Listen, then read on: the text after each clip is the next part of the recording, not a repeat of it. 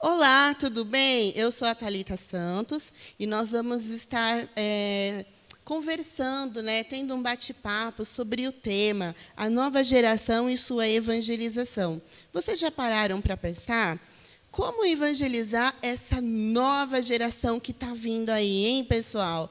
Realmente deve ser bastante trabalhoso. Não é difícil, mas trabalhoso. Então, hoje eu trouxe para vocês alguns pensamentos, algo que eu fiz umas pesquisas para trazer para vocês, e à luz da palavra de Deus também. Então, vamos lá. Gente, nós temos que primeiro pensar que, independente da geração ao qual essa criança, esse adolescente, esse jovem, esse adulto pertencer, ele é um ser humano. E, por ser um ser humano, ele é um ser pecaminoso. Ele tem pecado. Ele é um ser humano pecaminoso. E, diante de Deus, de um Deus santo, de um Deus puro, de um Deus íntegro, o homem ele nunca vai deixar de ser um homem pecaminoso. E a grande maioria dos estudos, eles falam sobre essas gerações, que elas estão relacionadas a comportamentos de consumo, de educação, de profissional, de liderança, de entretenimento. E, ao estudarmos e observarmos estas gerações, nós encontramos uma grande utilidade, porque conseguimos conhecer e conseguimos lidar com grandes diferenças e expectativas e perspectivas que encontramos ao longo do processo desse conhecimento de nos relacionarmos com essa nova geração. Por exemplo, ao entendermos uma criança, ao entendermos um pré-adolescente, um adolescente, o jovem, um adulto que já está amadurecido, um idoso que já tem muita história de vida. Então, cada geração e cada idade dentro dessas gerações tem as suas perspectivas e experiências, ok? E nós precisamos parar para observar e conhecer que, não importa qual seja a geração, todas elas têm a sua cultura. Então, assim, gente, os séculos anteriores, as culturas anteriores, muitas coisas dentro delas não nos cabe mais, não nos veste mais no século XXI. E tanto a modernidade, a contemporaneidade do século XXI, não encontramos nos séculos anteriores, porque o homem, ele a cada ano, a cada dia, a cada século, tempo que passa, ele evolui com suas novas construções, com suas novas idealizações, com seus relacionamentos sociais. Então, tudo isso tende, ao longo do tempo, evoluir, abranger, transformar. E nós precisamos, a cada dia, a cada ano que passa, nos adaptarmos a essas novas realizações e construções. Diante de todo esse início dessa reflexão, como que nós vamos, então, evangelizar essa nova geração?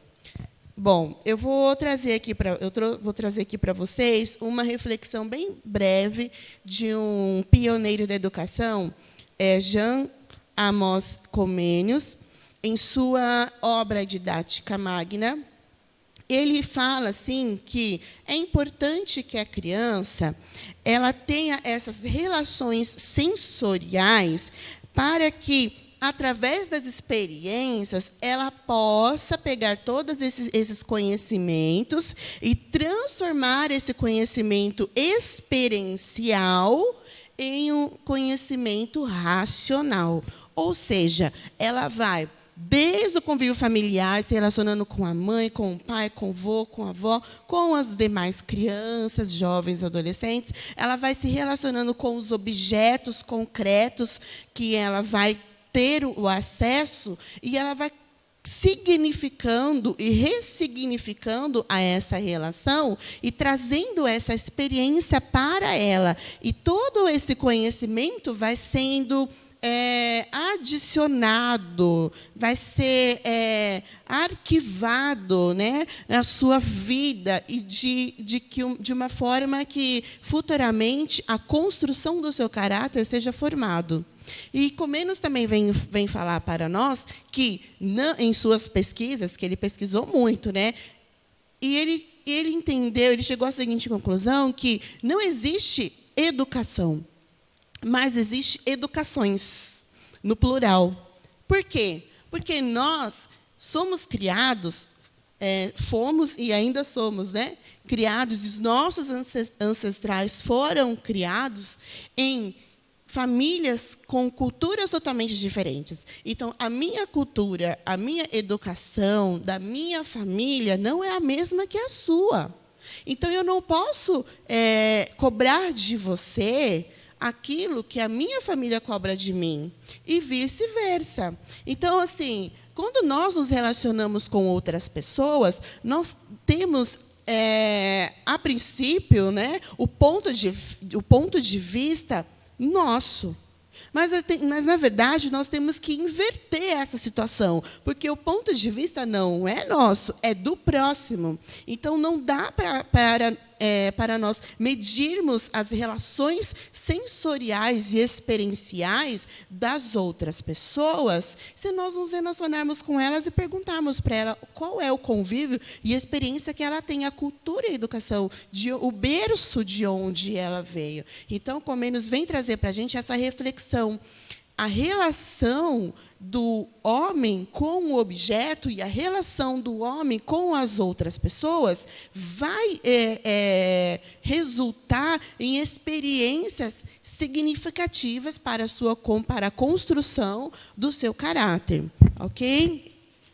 Então, desde a infância, pessoal, o ser humano ele é um ser racional e relacional.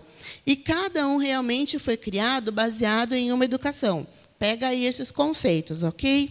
Então, como então a gente vai poder evangelizar essa nova geração, sabendo que nós fomos, pelo menos eu ainda peguei uma base do século, um pouco do 19 para o 20, e todo o século 21, tenho culturas dos séculos anteriores, e estou vivendo em um século que eu preciso me experienciar e me adaptar. Então, como que nós vamos nos relacionar com este novo século, com essa nova juventude que está nascendo, diante de concepções que nós não temos? É um embate muito grande, não é verdade? Pois bem, lá na palavra do Senhor Jesus, no livro de Jó, acompanha aí na sua Bíblia, livro de Jó, no capítulo 42, no versículo 5, diz assim: Eu te conhecia só de ouvir, mas agora os meus olhos te veem. Existe uma nova tradução que eu gosto muito, que fala: Antes eu te conhecia de ouvir falar, mas agora de contigo andar. Então, a resposta está aí, pessoal. A resposta para a pergunta que nos cabe nessa reflexão é: relacione. Relacione-se. Relacione a sua vida com a criança. Relacione a sua vida com o pré-adolescente, com o adolescente. Relacione a sua vida com o jovem. Relacione a sua vida com o adulto, com o idoso. Faça parte do grupo, desse grupo que você quer abranger, que esse grupo que você quer alcançar. Não dá para a gente ficar de braços cruzados e sentados no banco da igreja se nós não formos lá e nos relacionar com o grupo que a gente quer se envolver e alcançar. Ou você está na escola, ou você está no seu trabalho, e você quer se envolver com um grupo de jovens, por exemplo, e você quer falar do amor do Senhor para essas pessoas, mas você não existe uma fórmula, né? Não existe uma mágica, nem isso pode existir. Você tem que se relacionar, você tem que ir lá, ter este contato. E eu venho aqui também colocar, diante dessa reflexão, para a modernidade que nós nos encontramos. Eu também vivo nela. Tudo para nós é baseado em uma máquina, né? A gente se conecta, né, pelo celular, pelo tablet, pelo telefone de internet, que mais? Pelo WhatsApp, redes sociais. Antigamente, quando não existia isso, eu peguei do tempo que não tinha nem celular. As nossas comunicações eram totalmente relacionais, presenciais.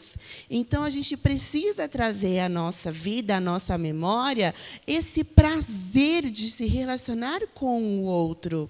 Então, gente, vamos sair, vamos, sei lá, tomar um sorvete, vamos na pracinha, vamos sair para comer, sei lá, um lanche e vamos conversar. Vamos nos desligar da vida mecânica e vamos nos ligar na vida humana, porque o ser humano, ele simplesmente vive uma vida de fast food, onde tudo é rápido, tudo é pronto, tudo já está ali para você. E a gente precisa parar um pouco para respirar. Tudo bem que a nossa vida é muito corrida, mas chega um momento que a gente não aguenta mais. A gente precisa parar para respirar e nos relacionar. Então, vamos cumprir este exemplo de Jesus Cristo, porque Cristo, ele se relacionava com as pessoas. Ele perguntava para as pessoas aquilo que era importante para a vida delas, para depois ele ir lá e dar a porção da sua própria vida para essas pessoas, para que o amor de Cristo pudesse ser presente na vida de todos que estavam, toda aquela multidão que sempre estava perto e próximo dele. Então, pessoal, para a gente concluir aqui a nossa reflexão, a palavra de ordem, né, dessa reflexão que eu trago para vocês é: relacione-se. Compartilhe relações. Viva relações. E aí você vai descobrir que é muito mais gratificante e prazeroso você estar próximo de alguém presencialmente do que conectado virtualmente. Não desmerecendo, né, as redes sociais, que por meio delas a gente pode sim ter uma relação. Mas é muito mais gostoso você estar conversando com uma pessoa e aí a pessoa te dá esse feedback, essa troca, não é verdade? Então, vamos cumprir essa ordem de Cristo. Vamos nos relacionar e viver com o Senhor, não somente de ouvi-lo, mas andar com Cristo. Então, que Deus abençoe a sua vida e que você tenha ótimos relacionamentos sociais e um ótimo relacionamento com o nosso Deus. Até a próxima.